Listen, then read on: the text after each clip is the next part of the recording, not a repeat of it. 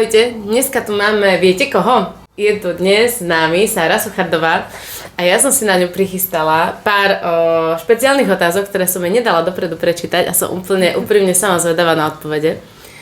Takže ahoj. Ahojte. No, takže prvá otázka. Ako si sa dostala k motorkám? Cezoska od malička mi povedal, že už keď som bola malá, že mi to išlo na bicykli, tak mu posadil na motorku a ma to drží doteraz. Super, a koľko si mala rokov? 4. Wow. Fú, ja ako mama, odvážny otec, dobre. Takže druhá otázka. Pamätáš si na svoj prvý závod alebo prvý pretek? Úplne tak jemne, ale asi to bolo v Budimíri ešte na takej malej 110 Honde motorke a som si spievala pod prilbou na tréningoch, takže to si tak matne, ale tak. Asi viac ani nie, už potom to tak išlo. Sviežo všetky preteky dá. Super. No a aké je to byť ženou prevažne v takomto mužskom športe?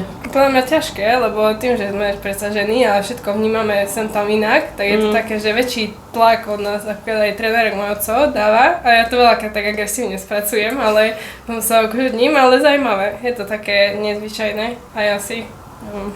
A cíti sa v tom dobre? Hej, no to je super. Dobre.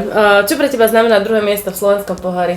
Veľa na to, že to bol môj prvý pokus o to ísť slovenský pohár, takže som s tým veľmi spokojná.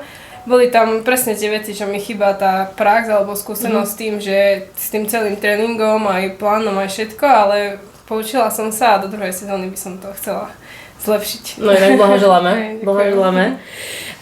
Dobre, ako vyzerá nejaký tvoj bežný pretekový deň od rána až po ten cieľ? A mám tu potom ešte jednu otázku, že či máš nejaký rituál pred štartom?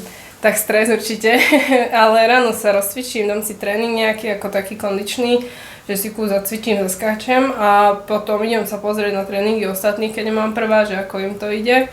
Robím si raňajky väčšinou deň predtým nejakú kašu a už len čakám na ten štart, kedy už pôjdeme, že vtedy už stres opadá. Hej, niečo špeciálne, nejaký ten rituál, ktorý ty máš, akože že musím, ja neviem, sa dvakrát otočiť, urobiť si niečo? Ja sa prežehnávam pred každým môj štartom, aj mamka mi dáva krížik, aj svetenú vodu, takže to je také, že to si takým spokojným idem na trať. Super.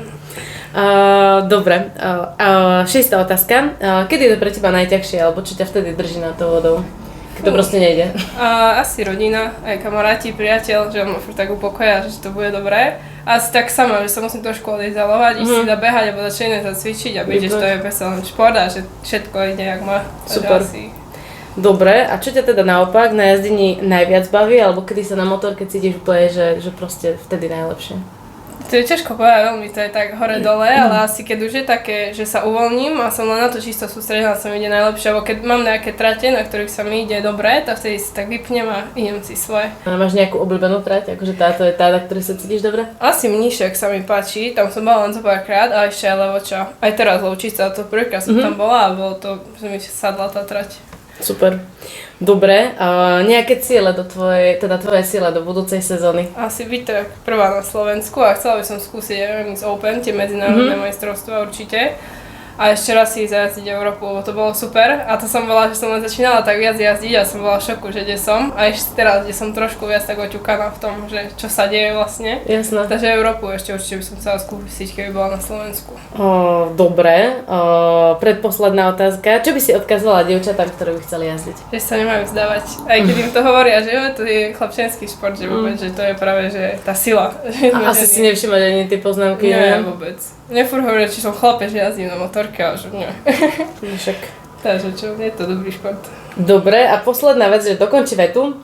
Motorky nie sú len pre chlapcov, ale... Aj pre ženy. Dobre. Tak ďakujeme veľmi pekne. Ja som veľmi rada, že Sára si našla čas, že prišla k nám a vlastne čaká nás ešte jedno video s ňou. A to neviem, či budeme vidieť skôr alebo neskôr, takže vidíme sa v každom prípade.